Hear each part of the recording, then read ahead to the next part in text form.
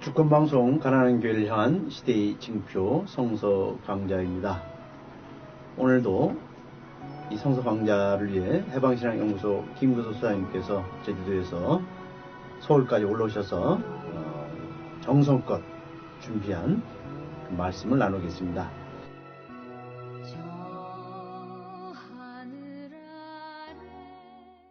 지금 저희들은 마르코복음을 중심으로 이 성서 강좌를 진행하고 있습니다. 우리 김 소장님 반갑습니다. 예, 안녕하십니까. 네. 저희 지난 6월 초에 원주에서 그 세월호 추모와 진상규명을 촉구하는 미사를 다녀왔습니다. 예. 그 좀 특이했던 것이 원주교구 신부님들께서 몇 분이 세월호 참사 이후 지금까지 2년 이상 동안 매주 수요일 저녁마다 그 원주 시내 한복판에서 그 세월호 추모 인사를 봉헌하고 있습니다. 아, 대단한 일입니다. 네. 한 30여 명의 그 신자들과 또 시민들이 모여서 그 세월호 희생자들을 기억하고 또 진실을 알리기 위해서 또 진실을 촉구하면서 그 기도를 바치고 있었는데 참 감동적이었습니다.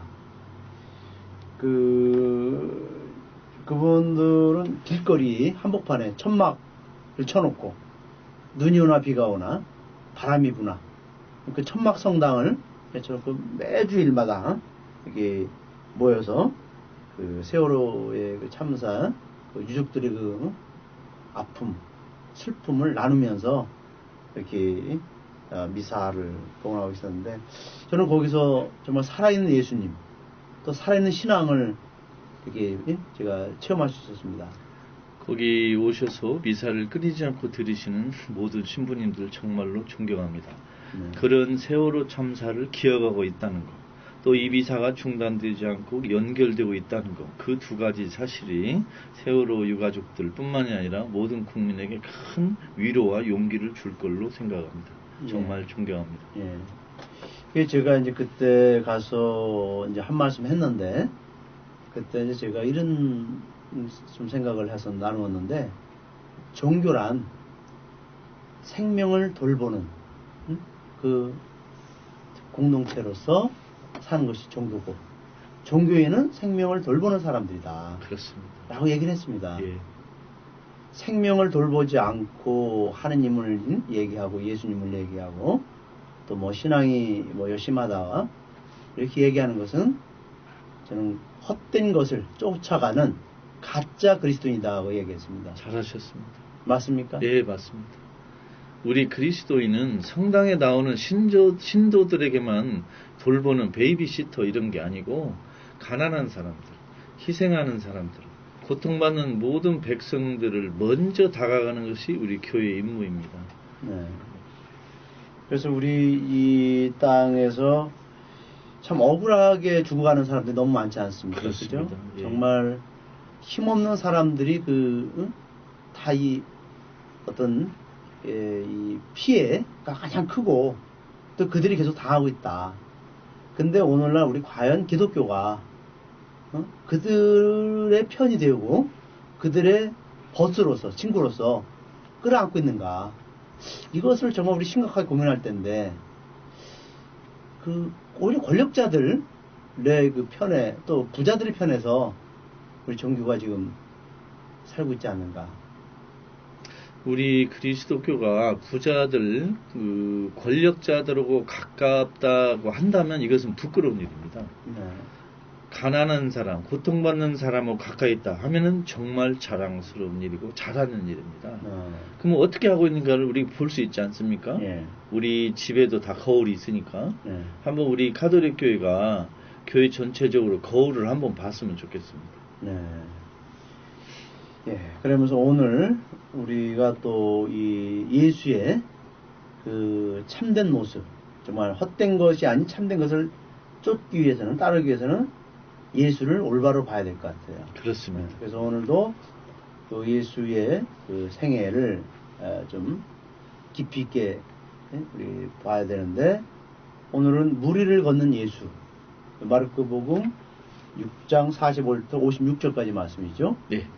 그리고 즉시 당신 제자들을 재촉하시어 배를 타고 벳사이다로 먼저 가게 하셨다. 그동안 당신은 군중을 해산시키셨다. 그들과 작별하신 뒤 그분은 기도하려고 산으로 물러가셨다. 저녁 때가 되어 배는 호수 가운데 있었고 그분은 홀로 육지에 계셨다.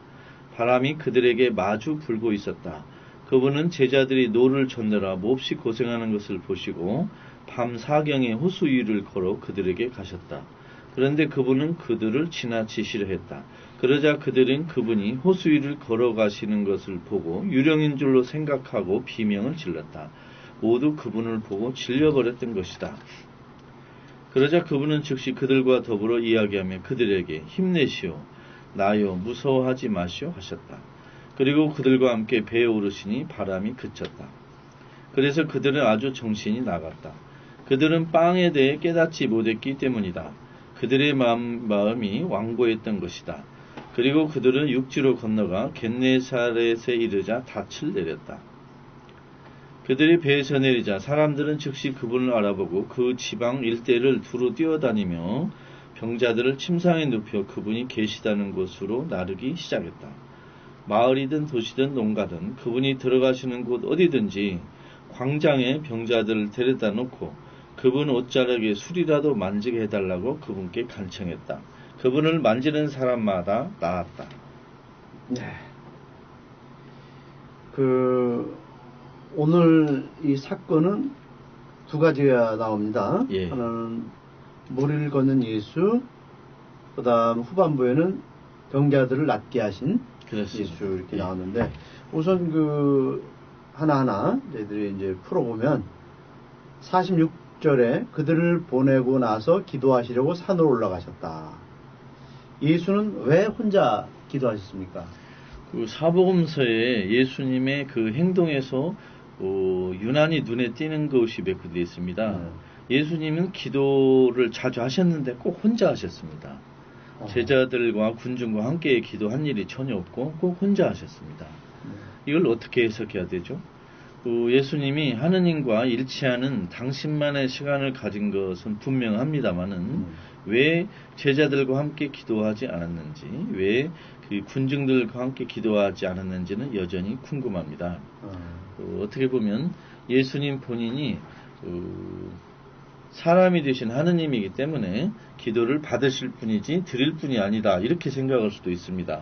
그래서 복음서 저자들이 예수님은 기도를 드릴 뿐이 아니고 받으실 뿐이다, 이렇게 생각해서 이렇게 제자들과 군중들과 함께 기도하는 장면을 싫지 않았나, 이렇게 생각합니다. 예. 또 혼자 기도한다는 의미가 또 다른 측면에서 볼 때 자신의 그 행동을, 예. 오늘의 하루의 삶을 한번 스스로 내면적으로 정리해 볼 수 있는 그런 또 시간. 그렇습니다. 예, 그것도 가능하지 않습니까? 그렇습니다. 예수님은 하느님과 일치, 또 본인 삶의 반성, 이것으로 혼자 기도하신 것 같습니다. 네. 그 다음에 48절에 보면 제자들은 마침 역풍을 만나 배를 젓느라 몹시 애를 쓰고 있었다. 이 부분에서 우리가 좀 이제 더 나아가면 교회도 역풍을 만나고 있습니까? 우리 교회를 배에 비유하는 것은 초대교회부터 내려온 그 전통 중에 하나입니다. 네. 성서에 배에 관한 이야기가 많이 나오기 네. 때문에 교회를 마치 이 호수 가운데 있는 배, 떠나가는 배, 이렇게 해서 교회를 배와 많이 비유했는데 오늘 복음에서 배가 역풍을 만났습니다. 우리 교회도 배처럼 역풍을 만납니다. 그런데 역풍은 교회가 맞이하는 것이지 교회가 일으킨 건 아니지 않습니까?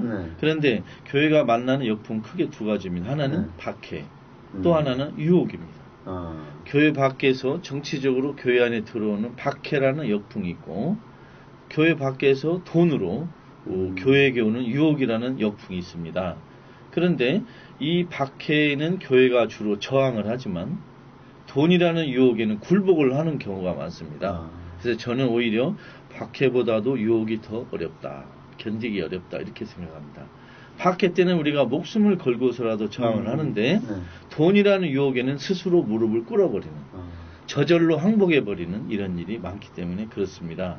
그러니까 차라리 우리 한국 카톨릭 교회는 200여 년 전에 정치 권력으로부터 박해에는 견뎠지만 돈이라는 달콤한 유혹에는 하염없이 무너져 내리는 그런 모습이 지금 나타나지 않는가 생각합니다. 그 최근에 그 대구대구교 예. 범어동 성당 이제 주교자 본당인가 하여튼 뭐 그렇게 되는 것 같은데 그 하여튼 범어동 본당이 432억 원을 들여서 예. 그 성전을 건축했거든요. 예. 지금 우리 사회는 정말 수많은 사람들이 그 자영업자들이 몰락하고 또 비정규직 노동자들이 이렇게 그 곳곳에서 정말 현장에서 죽어가고 있는데 교회는 그랑 전혀 관계없이 이렇게 엄청난 돈을 쏟아부으면서 또 모금하면서 성전 건축에 열을 올리고 있어요. 시대의 어떤 그런 흐름 또 교회 역할을 역행하는 거 아닙니까? 그렇습니다. 만일 대구 대교구가 100주년 기념 성당을 짓지 않는다고 해도 네. 아무도 손가락질하지는 않았을 것입니다. 네. 만일 대구 대교구 지금 있는 주교자 성당이 비가 오면 유리창이 깨져서 비가 안으로 들어와도 만일 대구 대교구가 갖고 있는 매일신문이라든가 재산을 팔아서 가난한 사람을 나눠줬다면 다 칭송했을 것입니다. 그러나 아무리 좋은 성당, 아무리 비싼 사업체를 가지고 있다 하더라도 가난한 사람 문제 신경 쓰지 않으면 이건 다 모래 위의 성이다. 100주년 기념 성당을 1개가 아니고 10개, 1000개를 지어도 가난한 사람들의 관심이 없다면 교회는 잘못하고 있다. 이렇게 말씀드리고 싶습니다. 네. 제가 이 발언 중에 수정할 것은 대구 계산동 성당이 주교자 예. 성당이고 이제 지금 새로 진 그 범어동은 100주년 예. 기념 성당이네요. 예. 예. 그거 제가 다시 한번 수정하겠습니다. 그 다음에 그 49절에 제자들은 예수께서 무리를 걸어오시는 것을 보고 유령인 줄 알고 비명을 질렀다. 무리를 걷는 예수 실제 일어난 사건입니까? 무리를 걷는 예수라는 오늘 단락은 성서학자들이 거의 모두 만장일치로 일어난 사건이 아니라는 것의 의견을 이렇게 같이 하고 있습니다. 그래서 이것은 예수님의 능력을 그 당시 독자들의 과학 지식 수준, 정신 수준에 비추어서 보여주려고 이렇게 지어낸 이야기다. 이렇게 생각하지 실제 일어난 이야기로 설명하는 성서학자들은 지금 찾아보기 어렵습니다. 그러니까 이 무리를 걷는 예수는 중간에도 나왔지만 빵에 대해서 제자들이 깨닫지 못한 것을 고치기 위해서 그러니까 예수님이 빵도 드릴 수 있다. 무리도 걸을 수 있다. 그 예수의 능력에 대한 사람들과 제자들의 믿지 못하는 마음을 깨우치기 위해서 지어낸 그 귀절로 생각하고 있습니다. 예. 그러니까 이제 그 성서 이 저자들, 복음사가들이 그 예수에 대한 믿음을 더 촉구하고 예. 또 그것을 어떤 그 교훈을 주기 위한 그런 이야기로 예, 그렇습니다. 그래서 이것이 이제 계속 삽입된 것 같습니다. 예, 그렇습니다. 예. 56절에 보면 마을이나 도시나 농촌이나 어디든지 예수께서 가시기만 하면 사람들은 병자들을 장터에 데려다 놓고 그 옷자락만이라도 만지게 해달라고 간청하였다. 예수는 특히 병자들을 고쳐 주셨죠. 예. 왜 그렇게 했습니까? 특히 병자들이 가난한 사람들이 됐습니까? 가난한 사람 중에도 여러 등급이 있습니다. 네. 가난한 사람 중에 제일 가난한 사람은 가난한 여성입니다. 네. 왜냐하면 여성은 여성이라는 이유로 남성이 또 차별을 받았습니다. 그런데 가난한 사람 중에 가난한 여성이면서도 병자인 여성은 가장 가난합니다. 또 병자. 가난하기 때문에 차별받아요. 여자이기 때문에 차별받아요. 병자이기 때문에 사회에서 고립됐습니다. 네. 그래서 예수님이 가장 먼저 병자들을 고치신 겁니다. 가난한 사람 중에도 가장 무시당하는 그룹에 가장 먼저 손길을 뻗쳤다. 이것이 예수님의 교훈입니다. 네. 그러면 이것은 현재 우리 가톨릭 교회가 누구에게 가장 먼저 관심을 기울여야 하느냐? 부자? 그렇죠. 재벌? 청와대에 있는 사람들? 그게 아니고 가난한 사람 중에도 가장 먼저 가야 될 우선순위를 고르고 정해야 된다는 교훈을 주신 걸로 생각합니다.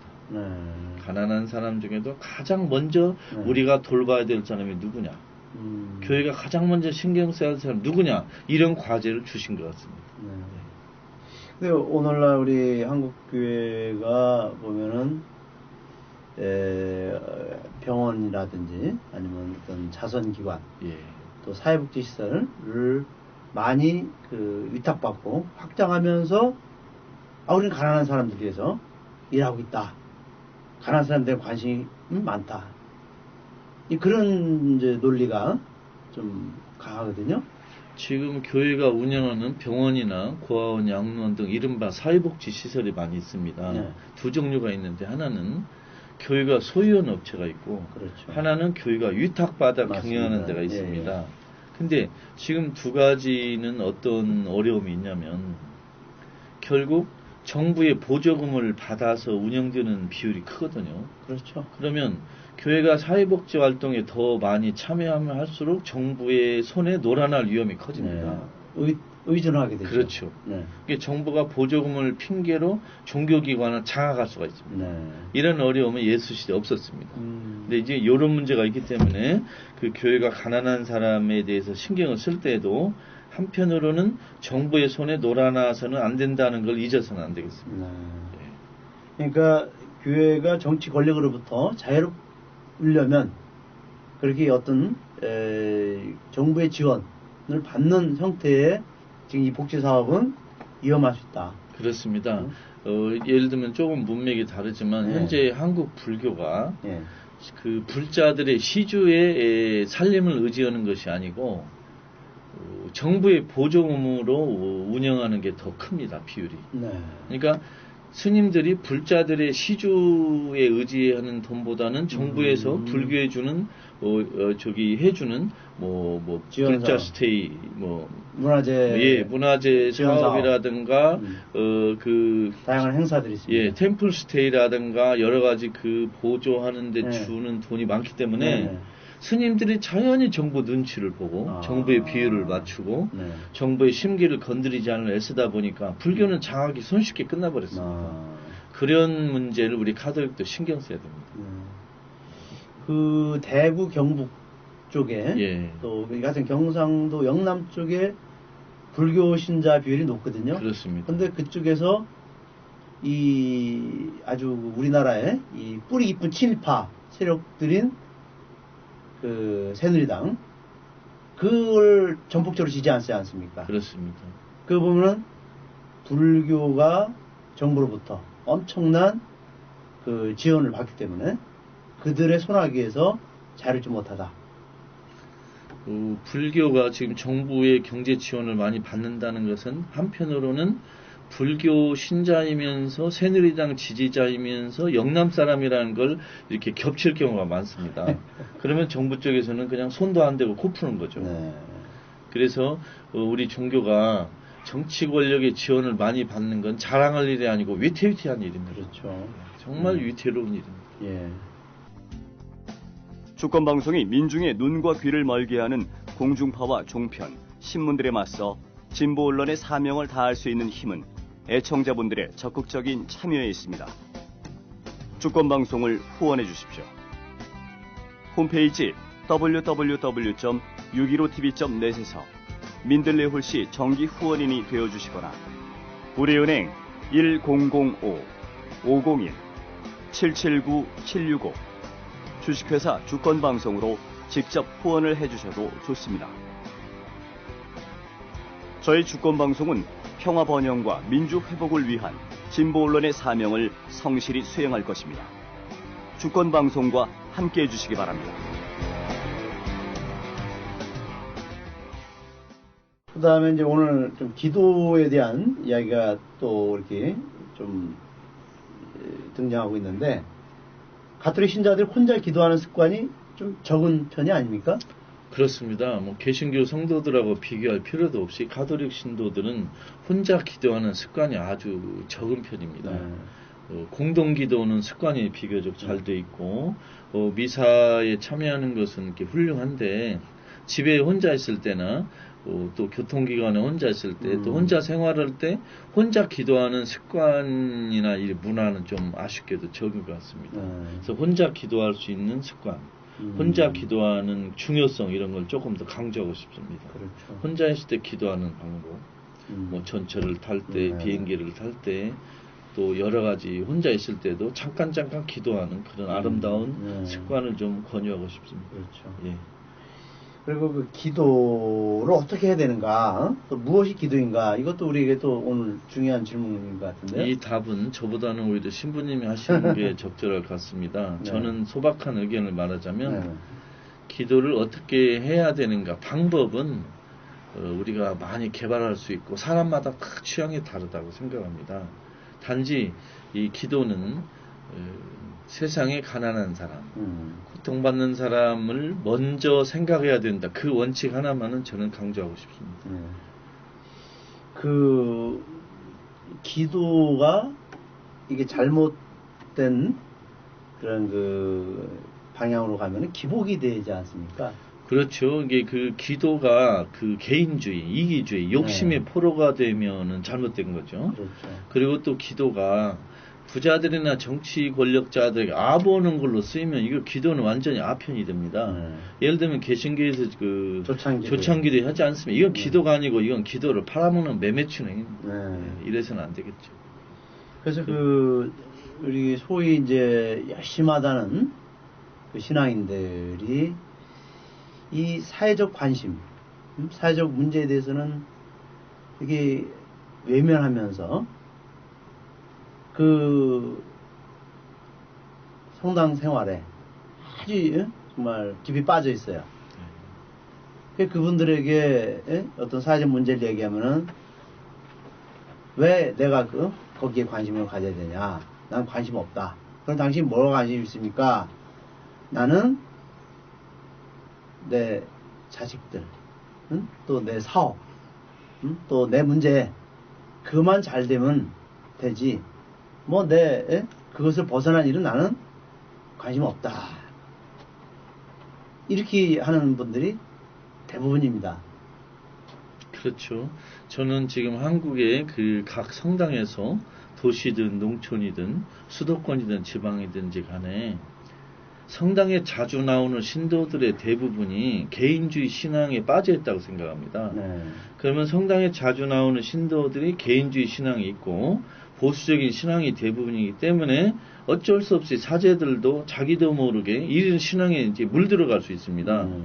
그러니까 사제가 신도들의 그 신앙을 이끌기도 하지만 사제는 그 신도들의 분위기에 빠져들기도 합니다. 그러다 보면 양쪽 다 서로 상승작용을 하는 거죠. 그러면 성당에 자주 나온 신도들의 요구를 만일 사제가 벗어난다면 갈등이 생길 수 있습니다. 그러다 보면은 사제가 택할 수 있는 방법이 둘 중에 하나입니다. 신도들과 이렇게 충돌을 빚더라도 신도들을 올바로 이렇게 가르칠 것인가, 아니면 갈등을 줄이면서 차라리 신도들의 요구에 따를 것인가. 신도들과 갈등을 빚으면서도 올바로 가르치는 신부님은 일상적으로 이제 갈등을 겪어야 됩니다. 괴롭죠, 신부 개인으로서는.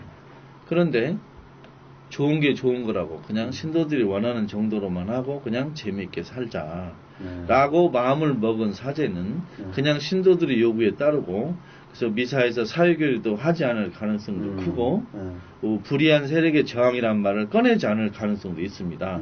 그렇다면 그 성당 운영이 어떻게 되겠습니까? 저는 우리 한국교회가 지금 이런 어려움 겪고 있는 본당이 많을 거라고 생각합니다.